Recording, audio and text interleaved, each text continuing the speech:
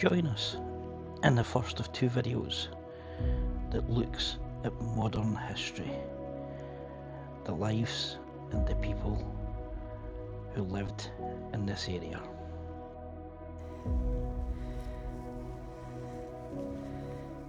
Behind us we see one of the modern day marvels, the wind farms that bring electricity directly into our homes. It powers the nation with clean energy. But, you know, these areas were not built by this. The people were not created by this. We are here in West Lothian, near the small village of Breich. And we're going to look at the industry that would shape an area. Quite often you find us exploring castles and ruined buildings, but today we're going to tackle the social history of an area. Welcome to West Lothian, and welcome to the mines that would build the villages and the towns that would put West Lothian on the map.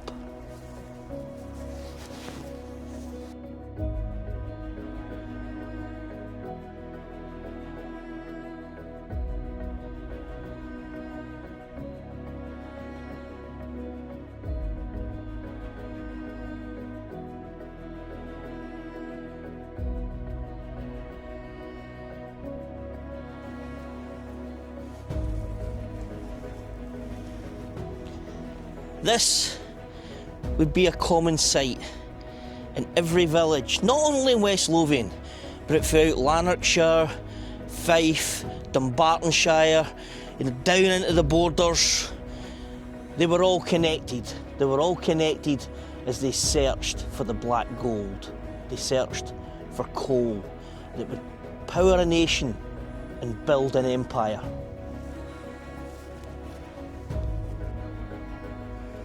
So today we are at Woodmere Colliery. It was also known locally as the Blink Bonnie or the Blinky, after a nearby coal village. The shaft was sunk in 1892 and it was linked with the nearby pit of Loganley above ground and also eventually below ground too, as both collieries chasing the same seam meant that you could walk from one to the other without needing to see daylight.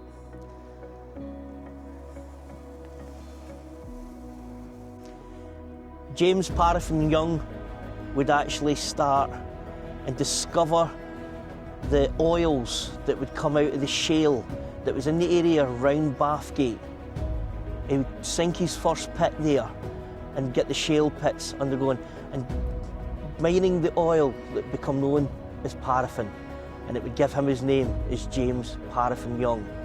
This oil would start the Industrial Revolution that would spread throughout the Western world.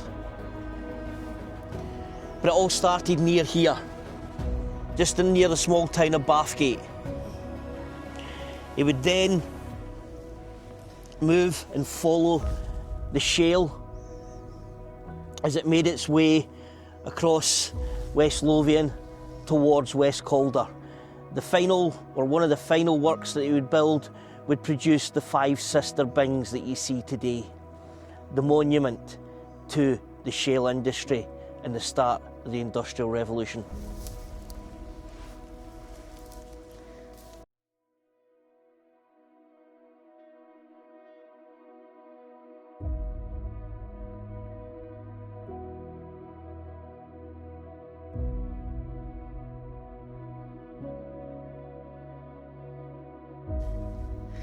Right now I'm stood on the bing for Woodmere Colliery. The bing is the waste heap, the slag pile. And this would have been a very common sight throughout the whole of West Lothian. In this small county alone there was around 1,470 mines of all types. Only 25 of those were coal mining, like Woodmere here. The rest of them were a small minority were ironstone, but the vast majority of these mines were for the shale industry that sprang up around here.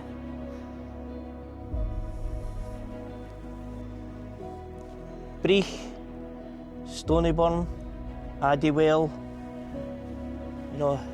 heading further afield throughout West Lothian, you've got Falthouse itself, Greenrig, and down past Armadale, Whitburn, Westfield, Seafield, Blackburn. These are all villages in West Lothian that exist largely because of the coal mines. Some of them may have been small hamlets that just happened to be lucky enough to be in the area when the mines were discovered, and their names would become bigger and these villages would survive. But when the coal ran dry, so did the villages. The work left. And some of these villages that were in this area are known only to history.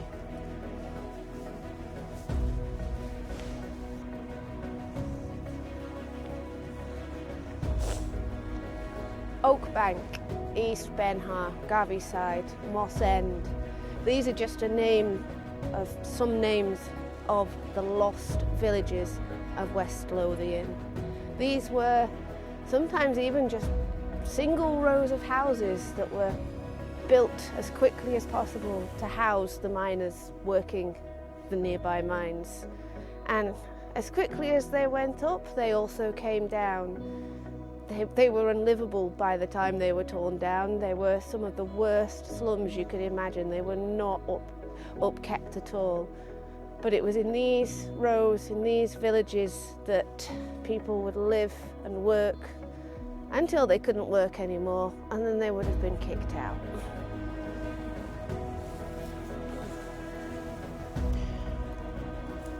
The mining we think of today is we see these hard-working men underground with jackhammers, digging their way through the coal seams, bringing the black gold up to the surface. But mining had been around since medieval times. And it wasn't a man's job, it was a family's job. If a family became miners, the whole family, the women, the children, and the men themselves would work in the mines. It wasn't a noble act, as if we see the modern day miner. This was indentured slavery. If you were unlucky enough to live in an area that discovered coal and your family were then sent into the mines, you became an indentured slave to the lord that owned the land or the company that owned the coalface.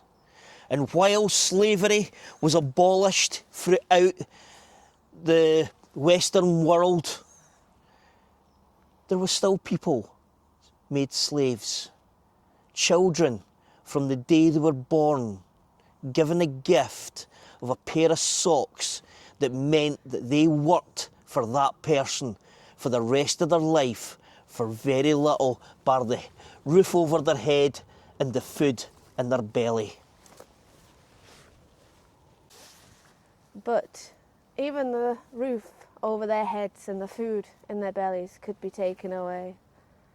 If you died in a mine accident, or even if you survived but couldn't work anymore, you, your family, your children would be put out of your home without so much as a by-year leave, because your family couldn't pay their way and they needed that house for someone who could earn them even more money. In 1799, an Act of Parliament would be passed that would end indentured slavery. It would mean that you were no longer owned by a person. It didn't make life much easier for the miners themselves, because you were still had to go and work your job, and if you weren't fit enough to work that job, they would just replace you. The conditions that they lived in were poor. These lived on the edge of poverty throughout the whole time, especially during the Industrial Revolution. While the wealthy and the powerful got richer and richer, the poor worked harder and harder, but their life never improved that much. The mining communities were strong communities. They looked after each other. They would eventually start to develop cooperatives where, for a small contribution, they could build funds that would help improve the life and the conditions in the villages in which they lived. But also, you had the rise of the trade union movement as well, fighting for the workers' rights, fighting for the rights of the miners, and fighting to stop the age in which young people would be expected to go down mines. People began to be treated like people and not just like cattle. So the mines would build communities, and these communities would stand together. Work was hard, but most of these villages would end up with their hubs, like their cooperatives, shops. They would all end up with miners' welfares. And also, as part of this thing, parks would be built to have green areas for the families to actually go into, away from all the dust and the coal and the blackness that surrounded these villages. Pubs would thrive, and communities would gather each year for the annual gala day, a special day when the mines would close and all the families would come together. The children, the men, the women would all dress in their finest and parade through these villages. And for one day they would celebrate, and one young girl would be chosen as the gala day queen.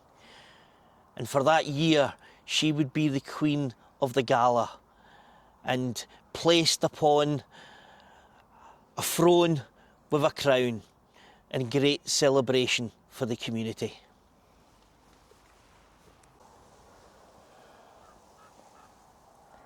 The Proclaimers, in their famous song Letters from America, would sing, "Bathgate no more, Linwood no more." Now this was about the downfall of the car industry in this area and around the Glasgow area. But the reality is that the car industry was brought up here on purpose to fill the void left behind when the mining industry mostly collapsed in the 60s. They already had the transport structure from all the railways for the mines, so it filled a temporary void until that too collapsed, and that would signal the end of West Lothian as a major power of industry in the country.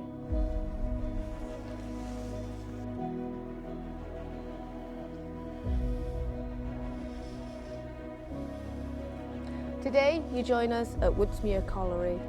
These buildings behind me are the last remaining mine buildings in the county of West Lothian.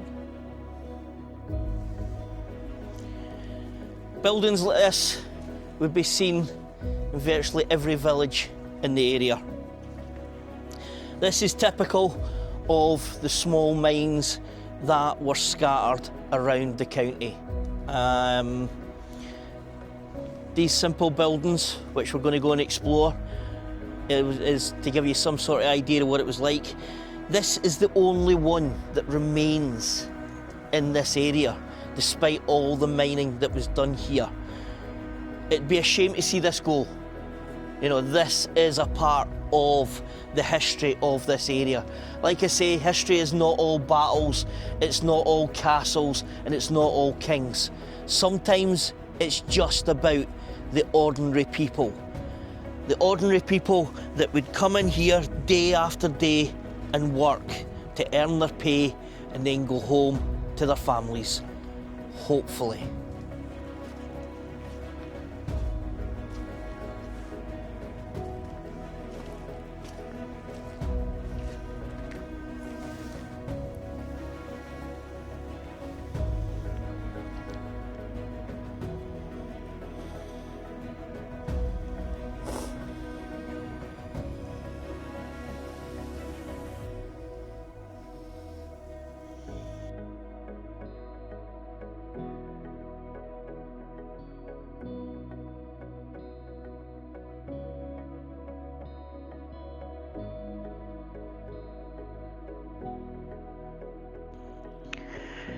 Join us next time as we explore the buildings and look around this fascinating set of structures, the final reminder of what mining life was like in this area.